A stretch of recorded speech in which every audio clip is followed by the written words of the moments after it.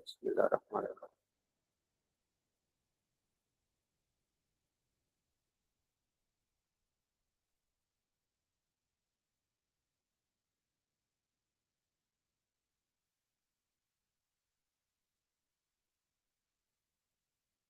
आप लोगों ने पीपीएससी में अप्लाई किया है, सिलेबस भी देखा होगा। लिखा होता है जी 100 नंबर के एमसीक्यू पेपर 90 मिनट का होंगे। Syllabus include general knowledge, English, Islamiat, maths, basic computer, Pakistan studies, everyday science, Urdu, geography. ठीक है, तो जियोग्राफी को कवर करने के लिए हम लोग पढ़ेंगे वर्ल्ड मैप।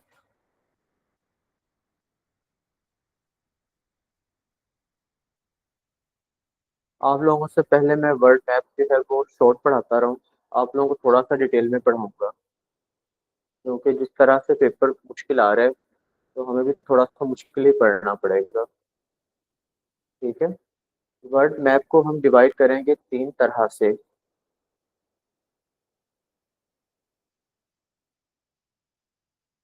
पॉलिटिकल,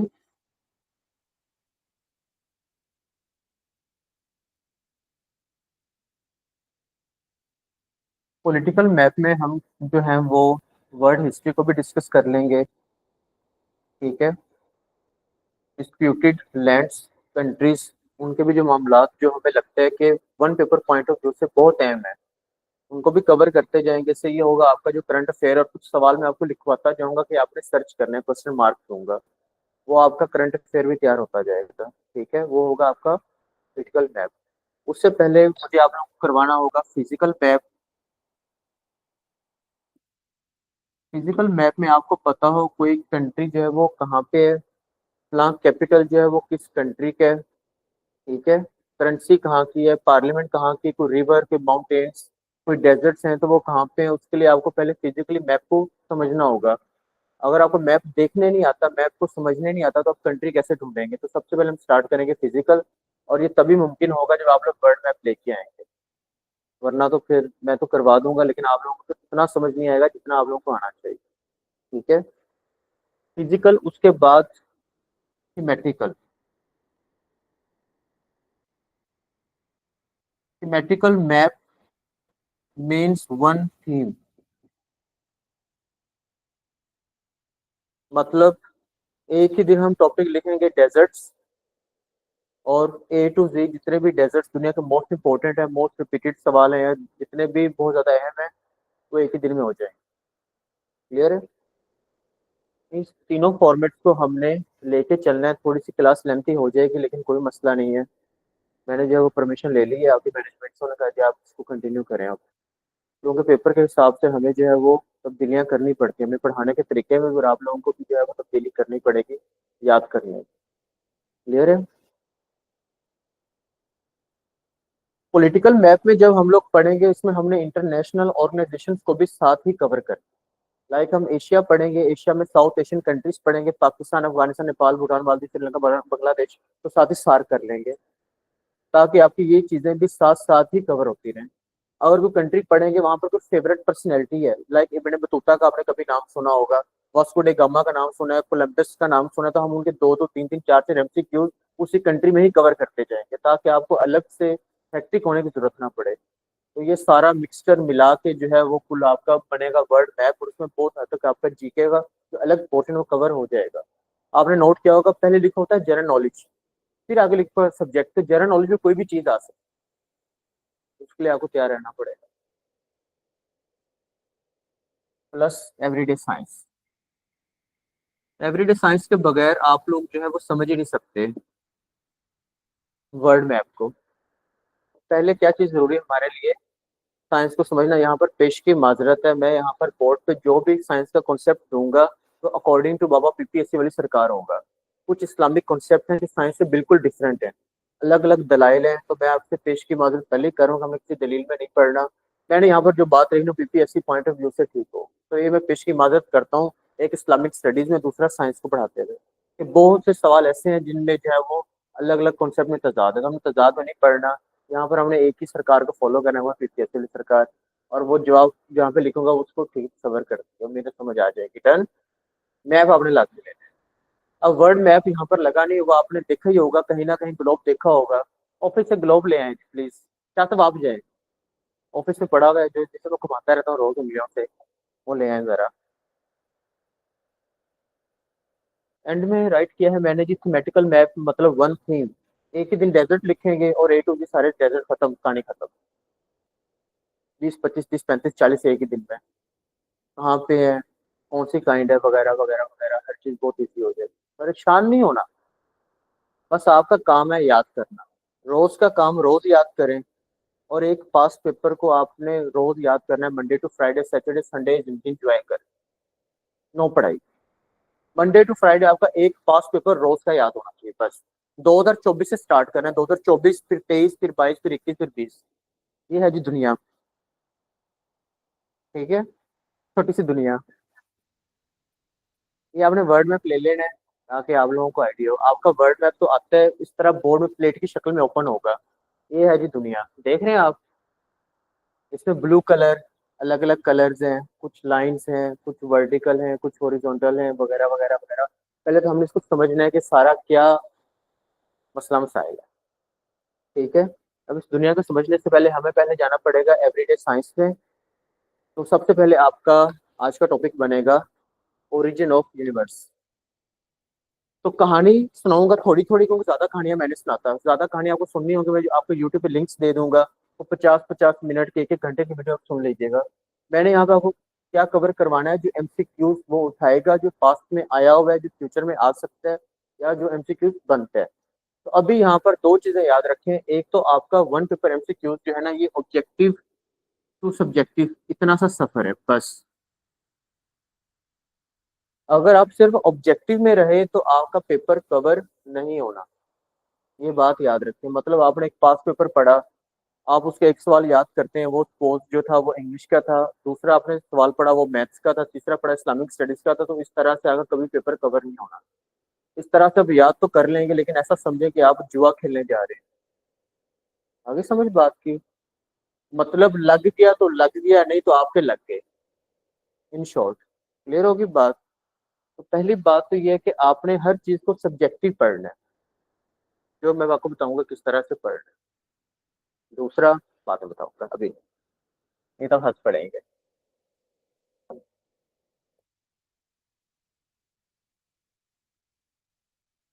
यूनिवर्स के बारे में सबसे पहला सवाल आता है, age of universe 13.8 billion years. सारी चीजें बोर्ड में मैं नहीं लिखूंगा क्योंकि फिर बहुत कम हो जाएगा, आपने लिखना है। एज ऑफ यूनिवर्स, इस यूनिवर्स की उम्र कितनी है, 13.8 बिलियन ईयर्स।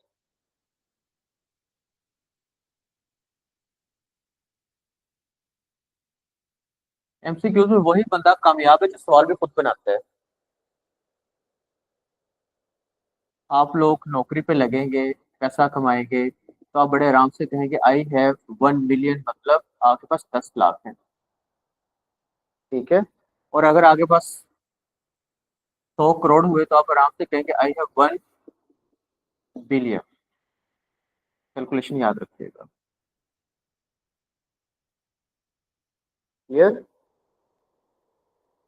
फिर अल्लाह पाक ने यूनिवर्स के अंदर जो है वो कहकशाएं बनाई है, जिन्हें हम कहते हैं गैलेक्सीज।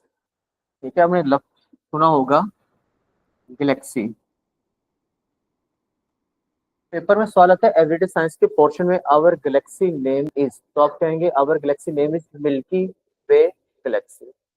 हमारी गैलेक्सी का नाम है मिल्की वे। मेरे बहन भाई जो मुझे सुन रहे हैं, एक बात याद रखें, आपने एक एक एमसीक्यूज को अलग अलग लाइन में लिखना है।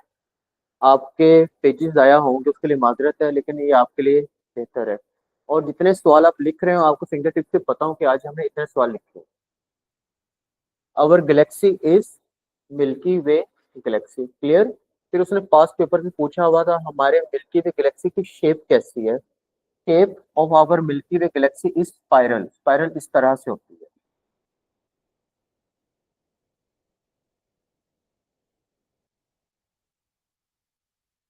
पहले एमसीक्यूज हमने किया, age of universe 13.8 billion years, 1 billion is equal to 10 lakh, 1 billion is equal to 100 crore, our galaxy is Milky Way Galaxy, the shape of our Milky Way galaxy is spiral.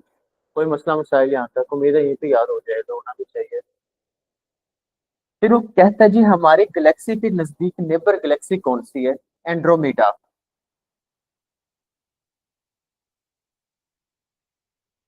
Andromeda galaxy is our neighbour Galaxy.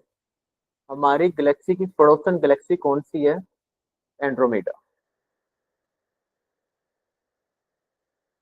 Clear? कोई मसला मसाइल? उम्मीद है नहीं होगी। अब थोड़ी सी कहानी सुन लें। कहानी आपको पेपर में तो सब्जेक्टिव तो नहीं आएगा। कहानी ये है, अकॉर्डिंग टू साइंस के यूनिवर्स की फॉर्मेशन कैसे हुई। तो कहते हैं जी यूनिवर्स की फॉर्मेशन हुई एक बहुत बड़े धमाके के नतीजे में, जिससे हम कहते हैं बिग बैंग थ्योरी। ठीक है। इसका सवाल इस तरह से आता है, creation of universe is the result of, फिर आप वहां पे कहते हैं massive explosion name big bang theory. इसकी कहानी ये जी, कहा जाता है जी आज से 15 बिलियन साल पहले जो पूरी कायनात है वो एक कॉस्मिक एग, एक अंडे में बंद थी। अंडे की शक्ल की थी और सारी क्लोज थी, आपस में बंद थी। With the passage of time temperature increase हुआ और क्रैक्स बनना शुरू हो गए। फिर एक बहुत बड़ा धमाका हुआ जिसके नतीजे में जितने भी जमीन में आपको दुनिया में चीजें नजर आ रही है वो अलग अलग फैल गई। तो इतना बड़ा कॉन्सेप्ट तो हमारे पास एमसीक्यूज में आ नहीं सकता। सिंपल एमसीक्यूज में सवाल आते हैं, यूनिवर्स की formation is the result of, तब आप वहां पे लगाएंगे a big explosion named big bang theory. ये आप लिखेंगे। लिखना एमसीक्यूज में लिखवा देता हूँ। फॉर्मेशन ऑफ यूनिवर्स, ऑनलाइन वाले मेरे बहन भाइयों को समझ आ रही है, जहां पर राय अपने फौरन मैसेज कर दें। Formation of universe is the result of a massive explosion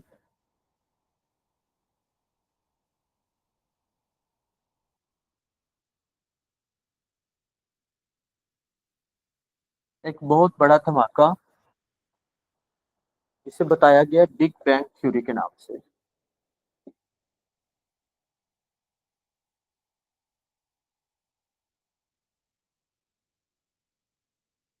done.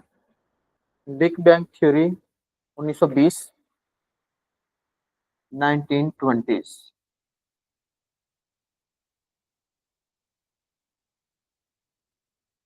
Clear? Who proposed big bang theory या who gave the idea of big bang theory? इसमें दो नाम आते हैं। 99% तो पेपर में एक नाम ही आता है, लेकिन एक्चुअल में दो लोग थे। पहला जॉर्ज लिमेचर।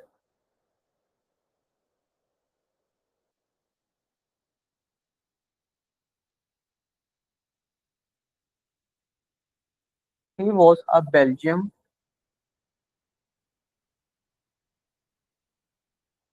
बेल्जियम एक कंट्री है, कहाँ की? यूरोप की। ठीक है, तो आगे आप बेल्जियम के आगे लिख लें यूरोप। कोस्मोलॉजिस्ट। कोस्मोलॉजिस्ट साइंस की एक ऐसी ब्रांच है जिसके अंदर पढ़ा जाता है क्रिएशन ऑफ यूनिवर्स के बारे में, यूनिवर्स जो है वो किस तरह से वजूद में आई। तो स्टडी को क्या कहा जाता है? कॉस्मोलॉजी। ठीक है। दुनिया किस चीज के नतीजे में बनी? यूनिवर्स एक बहुत बड़े धमाके के नतीजे में। धमाका क्यों हुआ था? Due to increase in temperature. अभी आप देख लें जमीन एक्सपेंड कर टेम्परेचर, तो आप लिख सकते हैं due to increase in temperature earth is expanding. जमीन फैल रही है, ये एमसीक्यू भी बनता है, लिख लें। Due to increase in temperature earth is expanding. Big bang theory कब आई? 1920 के करीब। किसने ये थ्योरी को पेश किया? जॉर्ज लिमेचर। इन साहब का ताल्लुक कहाँ से था? From Belgium. बेल्जियम कहाँ पे? Is a European country and he was a cosmologist. Cosmology में आप सिंपल लिख लें साइंस ऑफ स्टडी जो डील करती है ओरिजिन ऑफ यूनिवर्स। सिंपल। अच्छी डेफिनेशन ही आपकी थी, डोंट वरी। हाँ जी। कौन प्रीस्ट था या नहीं था, हमें इससे क्या लेना देना? आप मजहब को टच नहीं करता वहां पे, वो प्रीस्ट था या इस तरह से था, इस तरह का सवाल पॉसिबल नहीं होता। दूसरा, आप गूगल शरीफ पर जाएंगे तो एक और नाम भी देता है, अलेक्जेंडर फ्रेडमैन नाम। लेकिन पेपर में इसका नाम नहीं आता।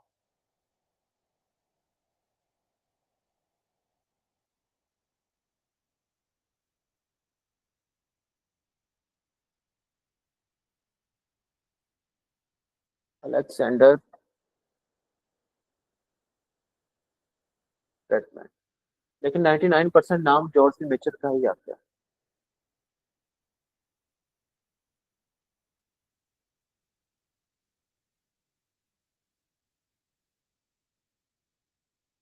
हाँ जी, तो मसला साहिल, उम्मीद है यहाँ तक याद हो गया होगा। क्लियर है। 1 मिनट है रिवाइज कर। खुद को बताना है, खुद से ही सवाल करने और खुद को ही जवाब देना है। One paper MCQs total selfish होने का नाम है, क्योंकि इसमें कॉन्सेप्चुअल स्टडी नहीं होती और ना ही किसी से डिस्कशन होती है। सीधी सी बात है, ये एमसीक्यूज आपने समझने और एमसीक्यूज को रटना है। आप किसी को समझा के दिमाग में एमसीक्यूज नहीं बिठा सकते। आपके सामने सवाल आ गए हैं, आपको बता दें किस तरीके से पेपर में आते हैं, उसको बैठ के रटें।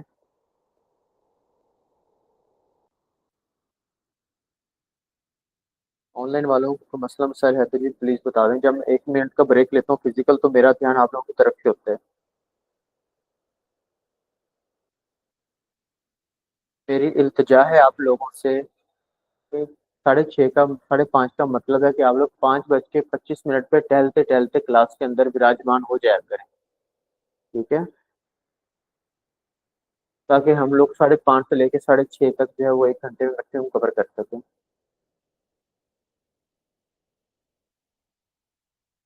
इधर याद हो गया होगा ये। डन।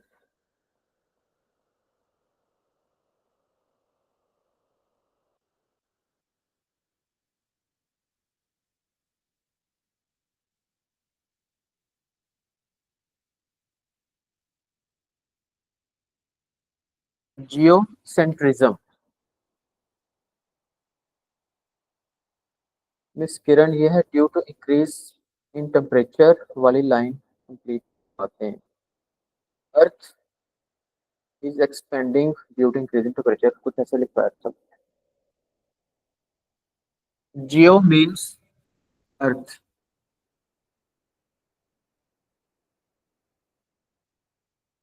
ठीक है, सिंपल कॉन्सेप्ट ये है कि 16th सेंचुरी के करीब ये तस्वर किया जाता था कि जमीन अर्थ जो है वो सेंटर में है, और दूसरे जितने भी प्लैनेट्स हैं और सूरज भी, वो किसके गिर्द चक्कर लगा रहे हैं? अर्थ के गिर्द। इस थ्योरी को क्या नाम दिया गया? Geocentrism. मतलब जियो मीन्स अर्थ, सेंट्रिज्म मतलब सेंटर में है। आगे सब इंग्लिश में लिख लें। According to this theory,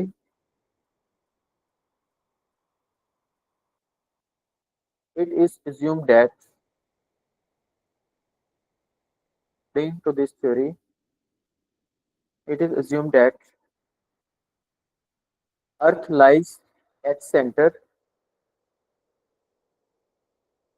Earth lies, lies, lies at center, while all other objects, including sun, while all other objects, including sun, revolves around the earth. Geocentrism theory सीधा कहती है कि जमीन जो है वो सेंटर में है और जितने भी अदर ऑब्जेक्ट हैं जिसमें सूरज भी शामिल है वो जमीन के गिर्द चक्कर लगा रहे हैं।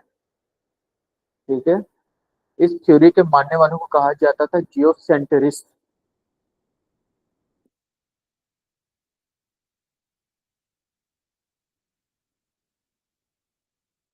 जियोसेंट्रिस्ट।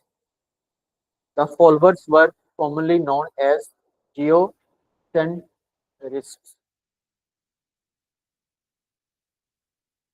Clear?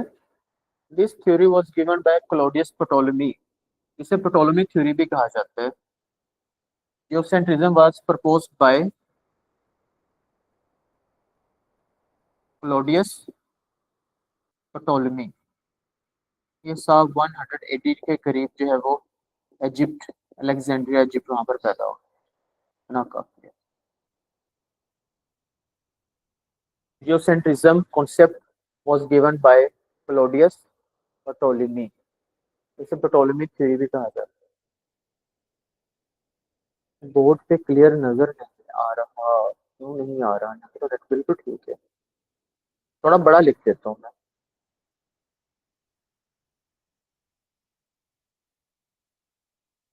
गुल सावल साहब, आप मेल हैं? नाम आपका वैसे बड़ा अच्छा है। इसका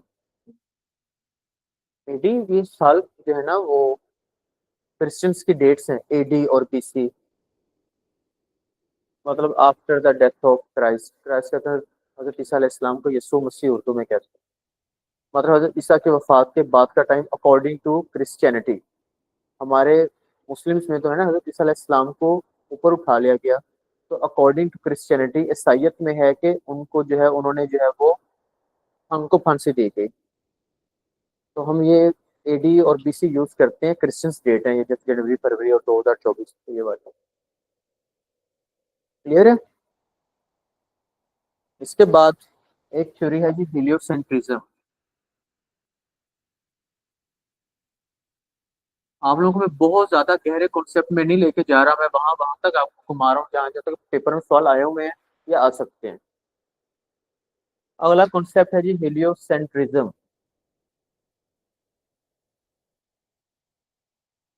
ठीक है, इसमें सीधा सीधा कॉन्सेप्ट है कि जी सूरज सेंटर में है, जबकि all other objects including earth revolve around the sun. इसमें आप लिख लें जी according to this theory. Notes भाई सीधी सी बात है, मैं आप लोगों को दूंगा, लेकिन मैं क्लास में आने से पहले पढ़ के आता हूँ। तो पढ़ के आऊंगा, खुद याद करूंगा और फिर आके खुद के नोट्स बनाऊंगा, तो इतना पॉसिबल नहीं है, क्योंकि मेरा काम है ही पढ़ाना। ठीक है, मैं खुद किसी पेपर की तैयारी नहीं करता, ना मैंने कहीं पेपर देना होता है। ठीक है, तो सीधी सी बात है, नोट्स में आपको दूंगा, बहुत दूंगा, इतने दूंगा आपके वजन के बराबर दे दूंगा। ये मेरी कमिटमेंट है आपसे, क्योंकि याद आपने करना, मेहनत देनी है ना।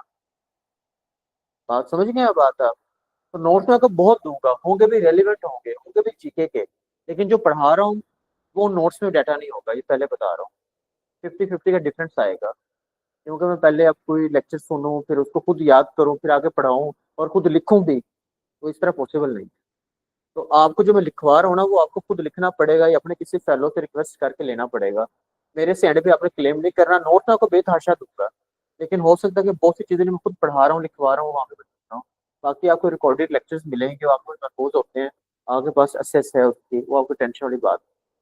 किसी को क्लास रहती भी है तो उसको रिकॉर्डिंग मिल जाएगी, आराम से सुने, घर बैठे नीट करके। क्लियर है? Heliocentrism, according to this concept, sun lies at center। Heliocentrism में क्या है? Sun lies at center while all other objects, while all other objects including earth revolves around the sun। देखिए जी, आप मेरे लिए बहुत काबिल इज्जत हैं, मेरे बहन भाइयों की तरह। ठीक है, मेरे से 5-5 साल 7-7 साल छोटे होंगे। मेरी यही कोशिश है कि जो यहाँ पर आया है वो नौकरी लेके जाए। नौकरी लेने के लिए एक आपका सीरियस होना बहुत जरूरी है, दूसरा आपका कंसिस्टेंट होना बहुत जरूरी है। बस दो चीजें आप लोग सीरियस कर लें, एक क्लास में सीरियस होकर पढ़ना है, और दूसरा जो रोज का पढ़ना है वो रोज याद करना है। मैं आपको ये नहीं कहता कि 10-10 घंटे पढ़ें, बिल्कुल भी ना पढ़ें। हर बंदे का आईक्यू लेवल यहाँ पे डिफरेंट है। एक बंदा जो 10 घंटे में पढ़ता है, हो सकता है दूसरा बंदा वो 10 मिनट में कर ले। तो मैं तो कभी घंटों वाली पढ़ाई में जाते ही नहीं। एमसीक्यूज में सिंपल सिंपल एक ही फॉर्मूला है कि how many questions you read, right and learn daily. 50 सवाल, 100 सवाल, 200 सवाल। हमारी लाइब्रेरी में लड़के लड़कियां बैठते हैं, 1000 को रोज का याद कर रहे हैं। नॉर्मल है 1000 सवाल करना। तो वो बैठते दोपहर को, जब वो क्या आंखें यूं ही होते हैं, पता चल जाता है ये 1000 का छक्का लगा है। तो एमसीक्यूज में गेम होती है आपकी नंबरिंग की, क्वालिटी प्लस क्वांटिटी, कि जो आप याद कर रहे हैं वो कितना, कितनी क्वालिटी उसमें आया, कि जो पेपर के हिसाब से याद कर भी रहे हैं कि बस एम ही फेसबुक से उठा लिया नॉलेज और पढ़ रहे हैं। और दूसरा क्वांटिटी, मिकदार कितनी है, पर घंटे डिपेंड नहीं करते। तो एमसीक्यूज आप बिगनर हैं, 50 एमसीक्यूज रोज के करें। हेक्टिक नाउ, 50 एमसीक्यूज मंडे को करें, 50 करें ट्यूसडे को, 50 करें वेडनेसडे को, थर्सडे को, फ्राइडे को, सैटरडे संडे ऑफ करें, एंजॉय करें जिंदगी। 5 दिन पढ़े, 250 एमसीक्यूज हो गए। लेकिन दूसरे वीक अगर आपने सोमवार को भी 50 सवाल याद किए हैं ना, तो फिर आपने प्रोग्रेस नहीं की। दूसरे वीक आपका 100 सवाल होना चाहिए मंडे को। अभी समझ, हर एक की क्वांटिटी बढ़नी चाहिए। पहले वीक 50 डेली, अगले वीक 100 डेली, तीसरे वीक 200 डेली, चौथे वीक 300 डेली। तो आपके 3 महीने में आप जाएंगे 500 600 सवाल per day. Technique 1 paper MCQs में चेंज होती है, यहाँ पर जो है वो सब्जेक्टिव नहीं होता। यहाँ पर एमसीक्यूज है वो याद करना बड़ा मुश्किल है। और एमसीक्यूज में वही बंदा कामयाब होगा जिसको सवाल भी खुद बनाने आते हैं। तो हेलियोसेंट्रिज्म कर लिए, क्लियर है। एग्जाम्पल लिख लें, सोलर सिस्टम।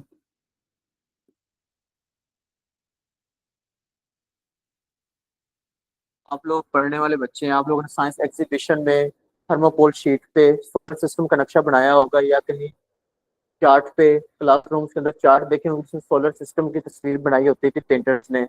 सूरज सेंटर में और बाकी जितने भी प्लैनेट्स हैं सूरज के गिर्द चक्कर करते हुए दिखाए गए थे, जिसे हम कहते हैं कि हमारा सोलर सिस्टम है।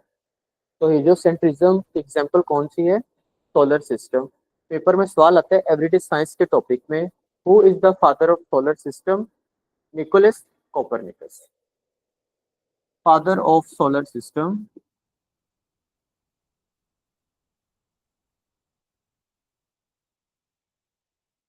निकोलस कोपरनिकस, तकरीबन 1543।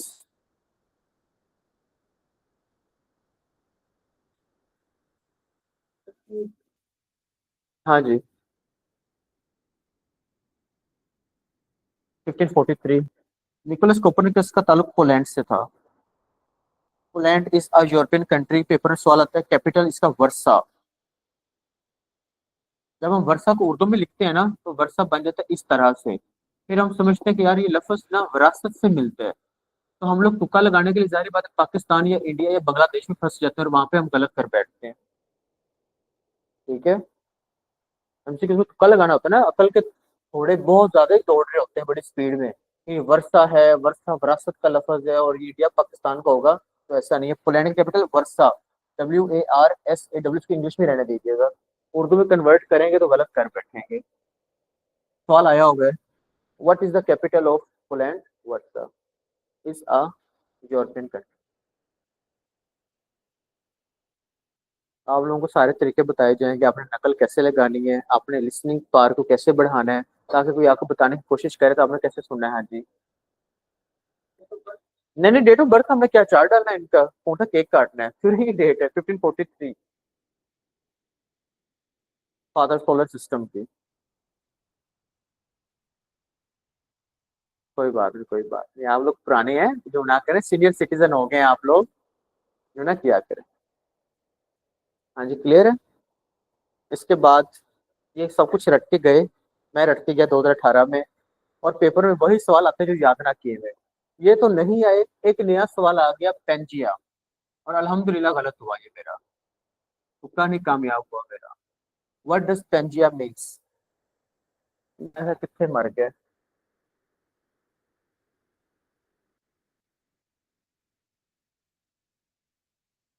सिंपल सिंपल सवाल था, व्हाट डज पेंजिया मीन्स। ये कॉन्सेप्ट बातें ना करें प्लीज। ये कॉन्सेप्ट रिलेट करता है सीधा सीधा वो कॉस्मिक एग वाले कॉन्सेप्ट से। Pangaea means all land together. लिखा नहीं हुआ था, आप लोग के सामने के लिए मैं लिख देता हूँ। ऑल लैंड टुगेदर मतलब पेंजिया मीन्स प्रो कॉन्टिनेंट। अब हम कहते हैं हमारे कितने बड़े आजम हैं, कितने कॉन्टिनेंट्स हैं? 7। Asia, Africa, Europe, north America, south America, Australia, जिसको ओशिनिया रीजन कहते हैं, और अंटार्कटिका, और एक डूबा हुआ जीलैंडिया। तो पहले कहा जाता था जितने भी कॉन्टिनेंट्स हैं सारे के सारे एक ही प्रो कॉन्टिनेंट था। क्या कॉन्सेप्ट था ये? पैंजिया। फिर बहुत बड़ा धमाका हुआ, फिर कॉन्टिनेंट्स जो है वो अलग अलग जमीन फटी, और ये जमीन के टुकड़े जो पानी के अंदर बिखर गए। तो सिंपल आ जाए, वर्ड पेंजिया मीन्स, तो आप कहेंगे ऑल लैंड टुगेदर, या पेंजिया मीन्स प्रो कॉन्टिनेंट मतलब एक ही बड़ा continent.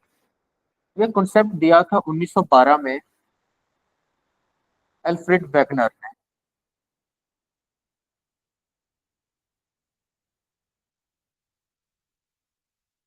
He was a German meteorologist. German भी याद कर लेंगे तो काफी है, जर्मन से ताल्लुक है इन साहब का। कॉन्टिनेंटल ड्रिफ्ट थियरी आपने शायद पढ़ी हो कभी। कॉन्टिनेंट से ड्रिफ्ट मारी, जैसे कहते हैं ना गाड़ियों ने ड्रिफ्ट मार रहे हैं, वो कॉन्टिनेंट से ड्रिफ्ट मारी और यूं यूं फैलते के पानी में।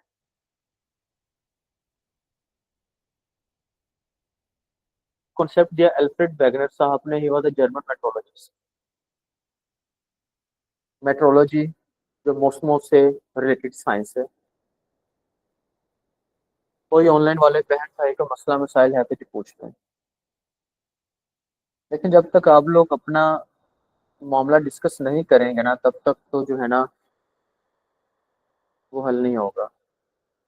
मैं अमूमन हर क्लास में कहता हूँ, आप लोग ज़्यादा मोस्टली जो है वो न्यू कमर है, मैं ये बात ओपन कहता हूँ कि मेरा मास्टर्स 2017 के, आज से 8 साल पहले का। और जब मैं एकेडमी में तैयारी के लिए आया था तो मैंने क्लियर बोला था बजाज साहब को कि मुझे इस्लामियात भी नहीं आता। मेरा लॉ 2012 से 17 का, 5 साल का, ठीक है।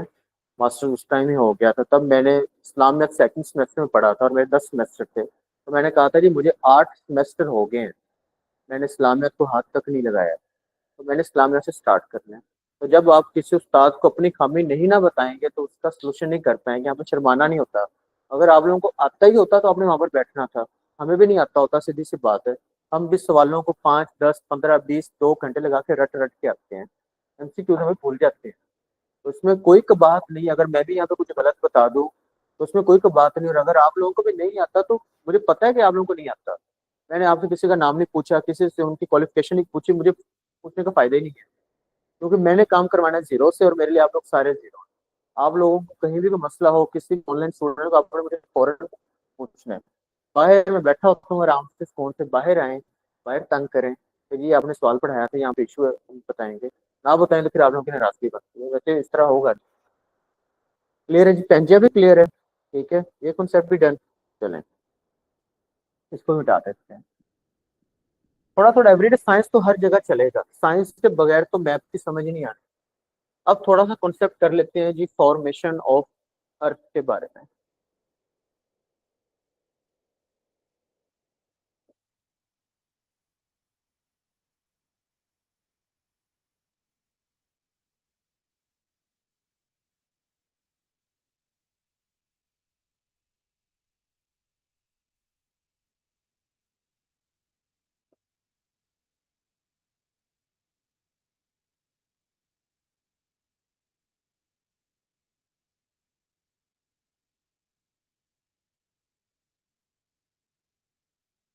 कहानी पहले सुन लें, फिर एमसीक्यूज तो हमने 10, 20, 30, 35 के करीब करने हैं, इंशाल्लाह हो जाए, आज के दिन ही हो जाएंगे। अर्थ की फॉर्मेशन, साइंस इस बात में मुत्फिक है कि जी अर्थ जो है इसकी एज है 4.54 बिलियन ईयर्स। वो अलग अलग हम एमसीक्यूज करते जाएंगे, सिर्फ कहानी सुन लें कि यूनिवर्स के अंदर एक ही टाइम पे विंड्स ने और गैसेस ने सर्कुलेट करना शुरू कर दिया। वक्त गुजरने के साथ साथ सर्कुलेशन इतनी ज्यादा तेज, पार्टिकल्स थे जो यूनिवर्स में मौजूद, जैसे रॉक्स, फ्रोजन गैसेस वगैरह, उन्होंने इस सर्कुलेशन को ज्वाइन कर लिया, ठीक है, और भी बड़े सॉलिड पार्टिकल्स। तो पहले पहले ये सर्कुलेशन थे, it was like lamp burning ball of gas. आपने शायद किसी इंग्लिश मूवी में या आपने गूगल पे जमीन की अर्थ की शेप देखी होगी कि एक आग का गोला गोल घूम रहा है। तो कभी एमसीक्यूज आ जाए बर्निंग बॉल ऑफ गैस इस प्लेनेट से मुशाबत रखता है, या कोई प्लेनेट जब अपने वजूद में आ रहा था तो उसकी शेप कैसी थी। तो ऐसा कोई भी आप सवाल देखें बर्निंग बॉल ऑफ गैस से लेके, मतलब आग का गोला, तो आप किसको क्लिक करेंगे? अर्थ को।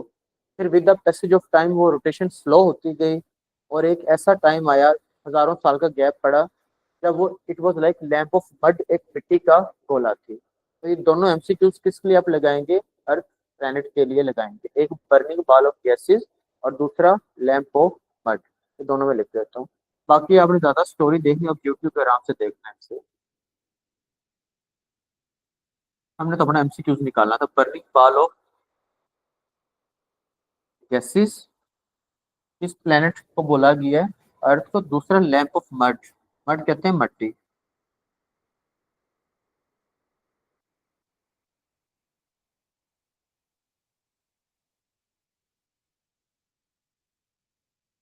क्लियर? अब प्यारी अर्थ के बारे में सवाल शुरू। Earth is a English German word ertha से निकला। Earth is derived from an English German word ertha, ertha means ground.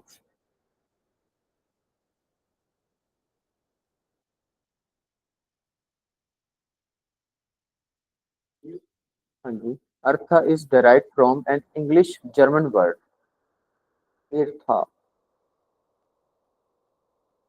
ईर्था means, आप सिंपल कह सकते हैं अर्थ निकला ईर्था से। ईर्था का क्या मतलब है? ग्राउंड। तो अर्थ मीन्स ग्राउंड। क्लियर? बहुत ज्यादा पढ़ा दिए, 45 मिनट पूरे पढ़ा दिए। तो 15 मिनट रह गए क्लास के। What does geo means? Geo means earth. Late क्यों हैं आप? सीधा घर से ही आ रहे हैं? चलें फिर, माफी है आपकी। Geo means earth. दो सवाल हो गए। तीसरा सवाल, age of earth 4.54 billion years लिखना है भाई, लिखना पड़ेगा। मैं लिखवाने वाला बन रहा हूँ।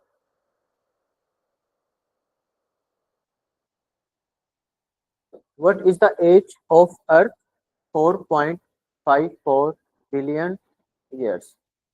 क्लियर? इसके बाद हम बात करें पॉपुलेशन ऑन अर्थ, तकरीबन 8 billion. Population on earth 8 billion.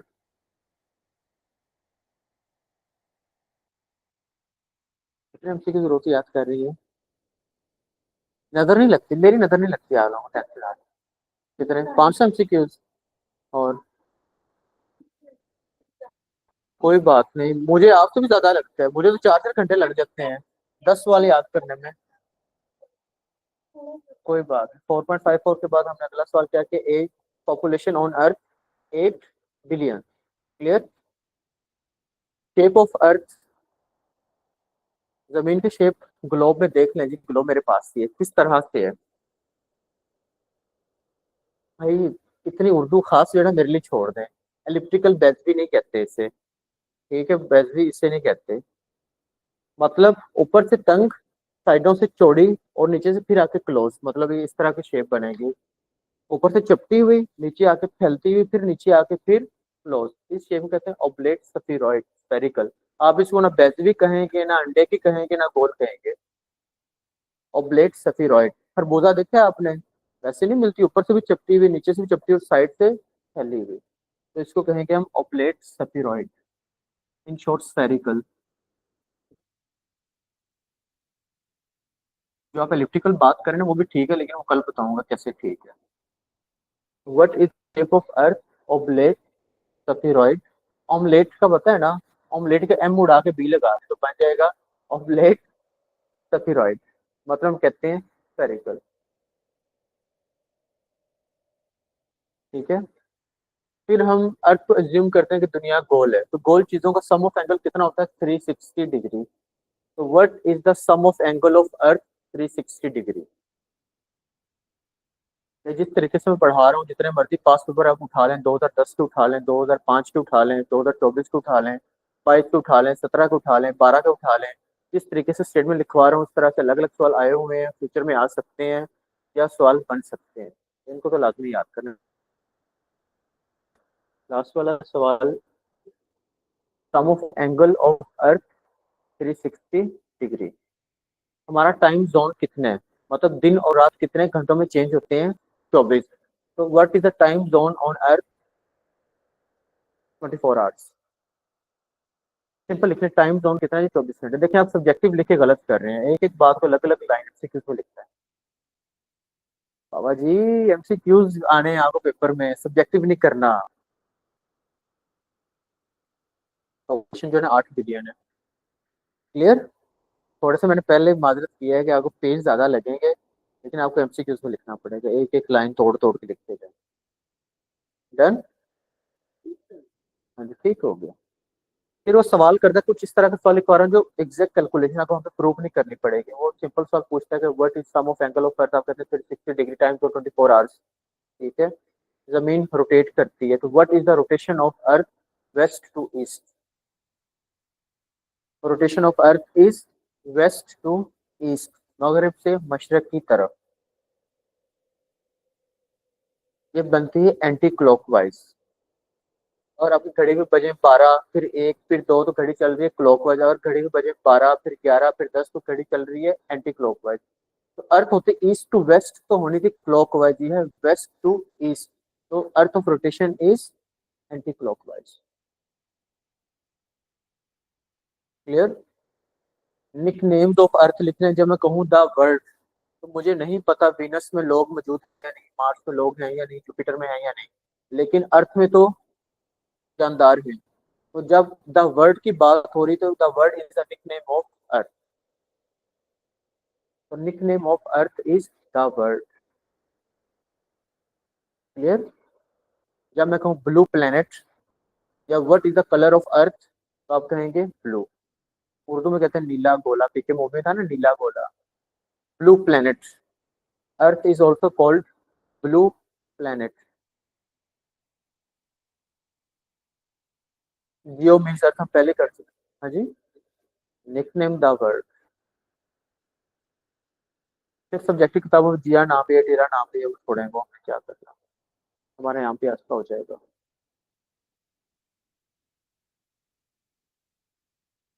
सवाल आता है what is the circumference of earth. ये पूरी अर्थ, इस पूरी अर्थ का जब पूरा एरिया काउंट करते हैं उसे कहते हैं सर्कमफेरेंस। एमसीक्यूज जियोग्राफी में तो एग्जैक्ट ही आता है what is the circumference of earth. हमने पहले एमसीक्यूज पढ़ा कि जमीन एक्सपेंड कर रही है। तो पुराने 10 साल पहले के पास पेपर जो था 40,000, तो 4 साल पहले था 40,072, अब लेटेस्ट आ रहा है 40,075। तो circumference of earth is, paper में इस तरह ऑप्शन होगी, पता है इसमें 40,075 कौन से है?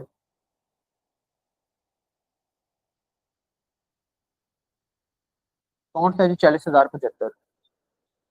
हाँ जी। ऑप्शन बी, वहां पर ना इकाई, दहाई, सैकड़ा, हजार, 10,000 यूज कर लीजिएगा। ठीक है, कुछ नहीं होगा। तो circumference of earth is 40075 kilometre, 40,075 kilometre. Done. तो मसला मसाइल। उसके बाद वो पूछा what is the diameter of earth. Diameter एक ऐसी पैमाइश है जो सर्कल के किसी एक जगह से शुरू होती है और सेंटर को टच करके, शर्त है सेंटर को टच करके सर्कल के दूसरे हिस्से को मिलाए। तो अब यहाँ से स्टार्ट कर लें और यहाँ से, तो इस लेंथ को क्या कहेंगे? डायमीटर। पेपर में आपको प्रूफ नहीं करना पड़ेगा, आपको सिंपल पूछता है कि what is the diameter of earth. आपने याद करना है 12,756। Diameter of earth is, diameter of earth is 12,756 kilometre. कोई मसला मसाइल इसमें? एग्जैक्ट कैलकुलेशन है, याद करनी। 13,000 भी आ गया तो आपने टिक नहीं करना, ये एग्जैक्ट आएगा तो आपने करना है। डायामीटर का हाफ होता है हमेशा रेडियस, मतलब एक ऐसी लाइन जो एक कॉर्नर स्टार्ट हुई सेंटर पे आके खत्म होगी, तो उस कैलकुलेशन को क्या कहेंगे? रेडियस। तो 12,756 का हाफ बनता है 6,378 किलोमीटर, 6,378 किलोमीटर रेडियस। लेकिन पेपर में मैक्सिमम भी अमाउंट करें तो वो आती है 6,371 किलोमीटर। तो हम उसको लगाते हैं मोस्टली 6,371, 6,378 की ऑप्शन नहीं होती। तो बहुत से आंसर ऐसे जो हमने पास्ट पेपर्स को देख के उनको टिक करना होता है वो ठीक होता है। 12,756 का हाफ कितना बनता है कॉन्सेप्ट के हिसाब से? डायमीटर का हाफ होगा हमेशा रेडियस। तो 12,756 का हाफ बनता है 6,378। लेकिन पास्ट पेपर में सवाल बार बार रिपीट हुआ है और आंसर एक उन्होंने लगाया, वो क्या था? 6,371। तो मैंने एज इट इज लिख दिया। फिर वो कहते हैं जी एक मुस्लिम साइंटिस्ट गुजरे हैं जिन्होंने रेडियस अपनी कैलकुलेशन से फाइंड किया, उनका नाम बताएं। उन मुस्लिम साइंटिस्ट का नाम है अल बिरूनी। अगर सवाल आए what is the radius of earth according to al Biruni, तो अल बिरूनी साहब के मुताबिक है 6,338 किलोमीटर। अगर अल बिरूनी का नाम पूछ के रेडियस पूछे तो फिर आपने क्या लगाना है? 6,888 किलोमीटर।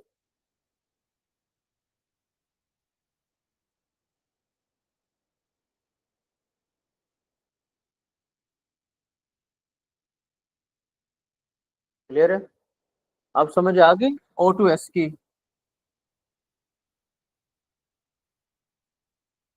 अब मैं आपको कहूँ write a long note on earth, आपके पास इतनी एग्जैक्ट कैलकुलेशन है, आप 7 पेजेस लिख सकते हैं। कहानी ऐड करनी है ना, कहानी ऐड करते जाएं और एग्जैक्ट कैलकुलेशंस को वहां पर जो है वो बेहतरीन करके पेपर लिखने का अगर तरीका आता है तो उसको प्रोमिनेंट करके लिखें, तो पेपर वाले की नजर ही पड़ेगा यार इसकी एग्जैक्ट कैलकुलेशन है।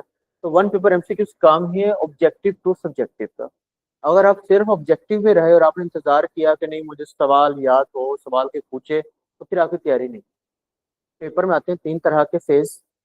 पहला आपके सामने पेपर आया, आपने सर नीचे डाला, ठीक है, आपने 15-20 मिनट सर ऊपर उठाया तो आपने देखा मैंने 1 से लेकर 100 तक सवाल पढ़े हैं और मुझे 40 एमसीक्यू बिल्कुल ठीक आते थे। वो होता है आपका ओरिजिनल जनरल नॉलेज जो आपको आता होता है। फिर आप दाएं बाएं शाएं देखते हैं, तो सीना यहाँ से बह रहा होता है, आप दोबारा पेपर के अंदर सर डाल देते हैं, फिर आपको चपेड़े पड़ती हैं ठक ठक ठक पेपरों की तरफ से, सवालों की। फिर आपको कुछ सवाल होते हैं 50-50, वो 15 के करीब होंगे आराम से। आप उसमें से ए बी करते करते जब आप दोबारा सर उठाएंगे तो आपका कुछ 60% पेपर हो जाएगा। फिर आप पे एक नौजबिल्ला वलियों वाला फेज आ जाता है, वो होता है आपकी तबाही वाला फेज, जिसमें आप इधर उधर देखते हैं कि सारी वाम लिखती जा रही है, फिर आप दोबारा पेपर में सर डालते हैं। फिर जब आप सर उठाते हैं ना, तो आपको दोबारा से अंदर सर डालना पड़ता है और आपको लगता है कि ये जो मैं सवाल सोच रहा हूँ ना, ये आंसर ए ही है। ये देखें ए उबर उबर के मेरी आंखों के आगे आ रहा है कि मुझे टच करो, वो समझ स्थान होता है प्लीज, आंखों वर्गला रहा होता है। जब आप वहां पे तुक्के लगा के आते हैं, जी कितने का कर लिया, 80-85 नंबर का कर लिया। जब घर आके पेपर चेक करते हैं, वही ठीक थे, बाकी सारे नेगेटिव मार्किंग उड़ गए। तो 3 फेजेस से बचना है। फिर 2 फेजेस की इजाजत है, एक पहला फेज जो आपने सबसे पहले करना है, और एक वो फेज जहाँ पर आप 50-50 शक है आपको। तीसरे फेज में बिल्कुल तुक्के लगाने वाले में नहीं जाना, लेकिन एक ऐसा पेपर जिसमें आपको आते ही 40 नंबर के हैं, तो भाई फिर राज्य राज्य के तुक्के लगा के आना, 80-85-90 नंबर का स्कूल से करके आना। हाँ जी।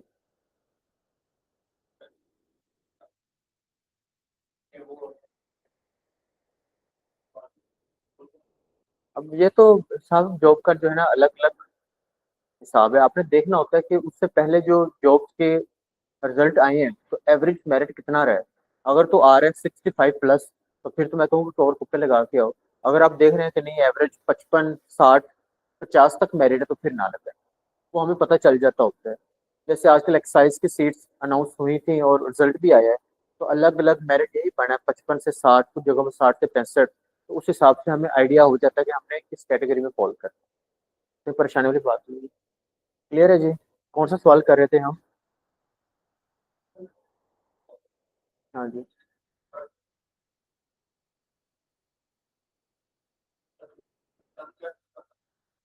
नहीं वो बाद में फॉर्मेशन है ना, वो अलग से फॉर्मेशन है उसकी। पहले यूनिवर्स है, फिर गैलेक्सीज हैं, फिर गैलेक्सीज के अंदर अर्थ है, और फिर बाकी प्लैनेट्स हैं। अच्छा जी, इसके बाद earth has only one moon. Earth has only one moon.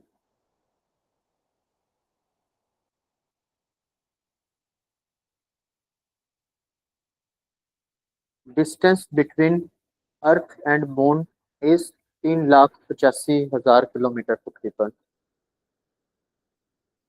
कितने एमसीक्यूज करके आने चाहिए? तकरीबन 30,000 कम से कम, 30,000 कम से कम। 3,85,000 किलोमीटर। इस सवाल से आता नहीं है कि डिस्टेंस कितना है। सवाल ये आएगा, इस तरह से ही पूछा गया था, how much time required by moon light to reach on earth. चांद मामू की रोशनी को जमीन पर पहुंचने में कितना टाइम दरकार है, उसका आंसर था 1.3 सेकेंड्स। तो जिस तरह सवाल आया आप उस तरह से लिखें, how much time required by moon light to reach on earth, answer is 1.3 seconds. Clear?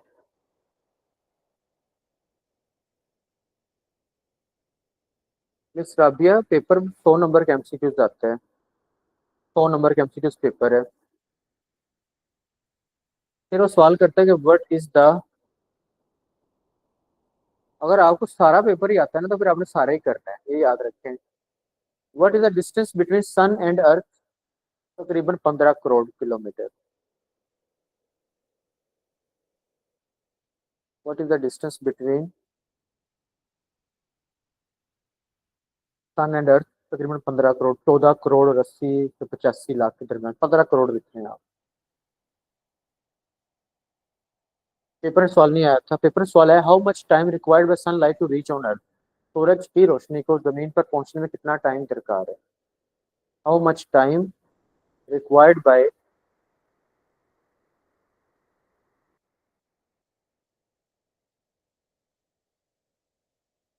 साबिया नजम, इसमें आप इस तरह से सोचें कि 100 नंबर का जब पेपर बनता है ना, तो आपने 90 में से नंबर लेने होते हैं। 10 नंबर का पेपर जो है ना, वो बड़ा ही अजीब तरह का होता है। वो पेपर बनाने वाले को भी नहीं पता होता। ये देखें, आप मेरे सामने क्लास बैठी हुई है, आप लोग अपने घर में बैठे हैं, मैं 10 लोगों को 10 सब्जेक्ट देता हूँ कि पेपर बनाओ, तो आप पेपर वैसे ही ह्यूमन साइकी का पेपर बनाएंगे, बड़ा एवरेज सा। आप क्या करेंगे, आप पहले 5 सवाल देंगे नॉर्मल, अगले 3 सवाल देंगे ओके, और 2 सवाल वो डालेंगे जिसका आंसर आपको भी नहीं आता होगा। ये हकीकत बात है, बना के देख लें। आप भी ऐसे ही करेंगे, तो वो दो दो सवाल करें तो 10 सवाल ऐसे होते हैं जो पता नहीं कहाँ से आते हैं, और वो रिपीटेड भी नहीं होते। तो हम कहते हैं कि भाई 100 में से नहीं, 90 में से नंबर लेने हैं, ताकि आपका दिल जो वहां पे दुखता है ना, और दिल डूबता है, और दिल जो पंप करना बंद कर देते, उस तरह के हालात ना हो। आपका दिल मजबूत होना चाहिए, नर्व्स आपकी जो है ना स्ट्रॉन्ग होनी चाहिए। क्योंकि पेपर में 5 6 7 10 15 20 दफा फेल होना नॉर्मल है, क्योंकि ये कंपटीशन। ठीक है, इसमें पढ़ाई, टाइम प्लस लक, साथ पैरेलल चलती है। क्योंकि जो मुकाबले पे होंगे वो भी अल्लाह पाक से दुआ कर रहे हैं, उनके पीछे भी वालिदैन के सादों की दुआएं आप लोगों के पीछे भी होंगी। तो कंसिस्टेंसी इसमें बहुत ज्यादा जरूरी है। तो वहां पर बहुत से लोगों का दिल बैठ जाता है पेपर में, कहते हैं जी, दोबारा आके कहते हैं, किताबें उठा के फेंक देते हैं कि हमने नहीं पढ़ना, 2 नंबरी हो गई, मैंने इतना पढ़ा, मैं फेल हो गया। किताबें बंद करके रख लेते हैं। जो 3 4 महीने की मेहनत थी वो किताब बंद, तो मेहनत भी ठप। 2 3 महीने के बाद दोबारा सीट्स आई, दोबारा से दिल में एक अर्ज जाती है कि यार दोबारा से तैयारी करो। तो जब आप दोबारा तैयारी करेंगे, दोबारा किताब खोलेंगे ना, तो जीरो से शुरू होंगे। तो चाहे पेपर फेल हो या बार बार फेल हो, तो तब तक पढ़ते ही रहना है जब तक पास ना हो। कंसिस्टेंट रहेंगे तो पेपर पास होगा। दरमियान में ब्रेक लगा दी तो एमसीक्यूज ने तितर बितर हो जाना है। हालात के अंदर इन्होंने जहां जहां से आए हैं ना, वहां वहां पे निकल जाएंगे। तो वापस आते हैं, बताना जरूरी है। टेक्निक वन पेपर में बहुत जरूरी है, वरना जीके तो काबू में नहीं आता। टेक्निक बहुत जरूरी है, टेक्निक और ट्रैक। तो सूरज की रोशनी को जमीन पर पहुंचने के लिए 8 मिनट और 20 सेकंड चाहिए। सवाल था how much time required by sunlight to reach on earth? 8 minutes and 20 seconds. Paper में सवाल पूछा, उसने टोटल सेकंड्स बताए, तो 8 मिनट और 20 सेकंड, टोटल कितने सेकंड्स बने? 60 को मल्टीप्लाई करें 8 से। 1 मिनट में कितने सेकंड है? 60। तो 60 को मल्टीप्लाई करें 8 से, कितने हो गए? 480, प्लस 20 सेकंड प्लस करने 500 सेकंड। तो पेपर में आंसर था 499 सेकंड। आप लोग लिखने 500 सेकंड।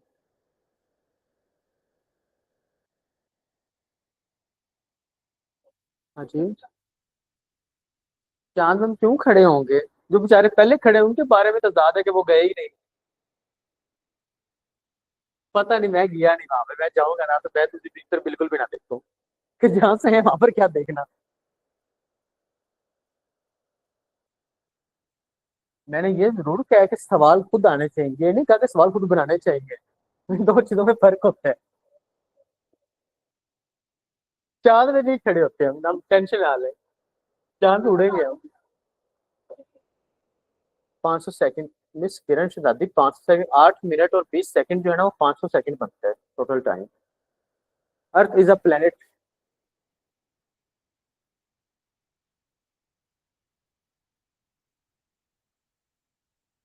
अर्थ क्या चीज है? एक प्लेनेट है, सयारा जिसे कहते हैं। ठीक है। थर्ड नियरेस्ट टू सन, सूरज के नजदीक तीसरे नंबर पे।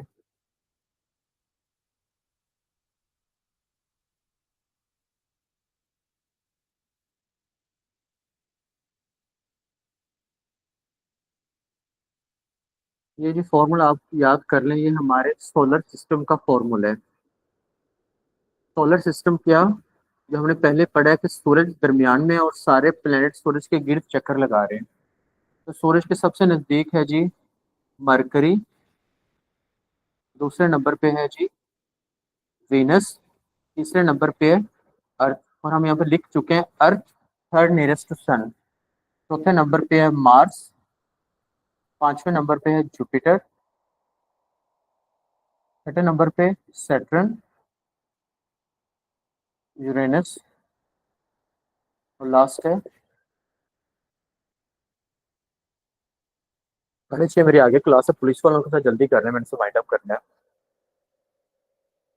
क्या हो गया? हो गया। साढ़े छह में चला जाता हूँ जनाब, मैं कहते हैं दोबारा ही नहीं आता। मुझे से मुकाने तो दें प्लीज, बस मुझे दोबारा यहाँ से शुरू करना पड़ेगा। आप उसको याद कर सकते हैं, my very experience mother just serves noodles. ठीक है, my very experienced mother just serves noodles.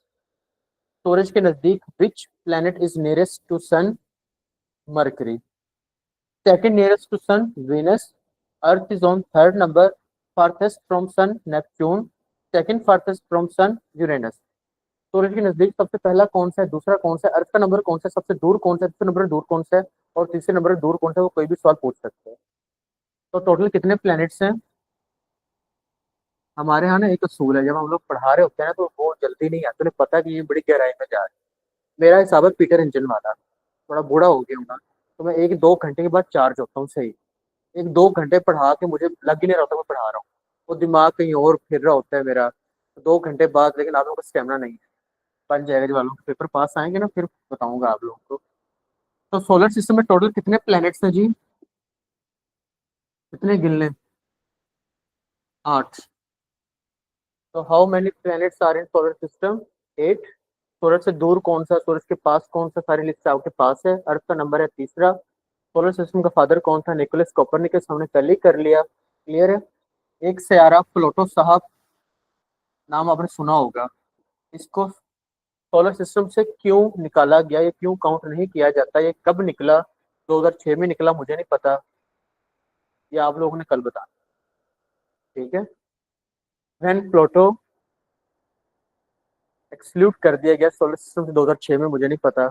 आप लोग सर्च करेंगे, साइज में छोटा था, उस हिसाब से प्लैनेट्स की तरफ नहीं आ रहा, वगैरह वगैरह का कॉन्सेप्ट है, मुझे नहीं पता। आप लोग सर्च करके बताएंगे। ठीक है, मुझे नहीं पता। आखिरी सवाल, बस बर्दाश्त कर लें फिर भाग जाऊंगा। मुझे ज्यादा भागने का शौक है आप लोगों से। थर्ड नियरेस्ट टू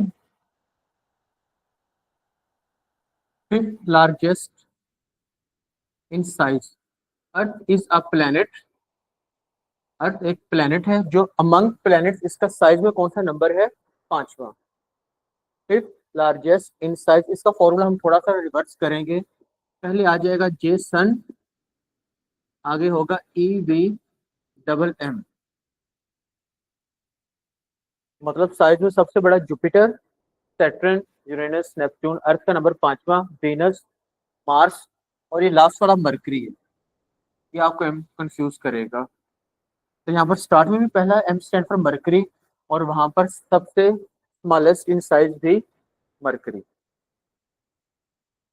तो first M and last M stands for mercury. Pluto कहाँ गया? इस समा हाल से आपने बताना, प्लूटो कहाँ गया, कहाँ भाग गया।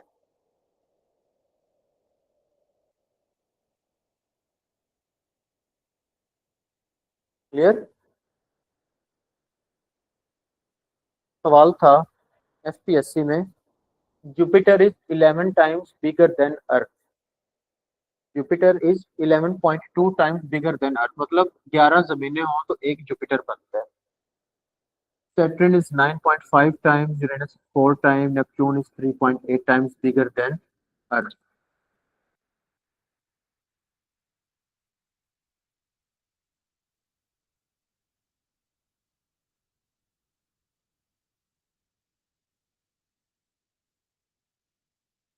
क्लियर। अर्थ के बाद, अर्थ से बाकी छोटे हैं। तो Venus is 95% of size of earth. जमीन का 95% हिस्सा हो तो उतने हिस्से पे Venus है। Mars is half of size of earth, and mercury is 38% size of earth. जमीन का 95% हिस्सा हो तो उतने हिस्से पे वीनस है। जमीन का हाफ करें उतने हिस्से पे कौन सा प्लेनेट है? मार्स। और जमीन का 38% हिस्सा करें तो क्या बनेगा? मरकरी। दो एमसीक्यूज और लिख लें। Sun is a star and 109 times bigger than earth. Sun is a star, sun एक प्लेनेट नहीं एक स्टार है। Sun is a star and 109, 109 गुना बड़ा है अर्थ से। 109 टाइम्स बिगर देन अर्थ। ठीक है। Sun also rotates around its orbit in 27 days। Sun also rotates around its orbit in 27 days।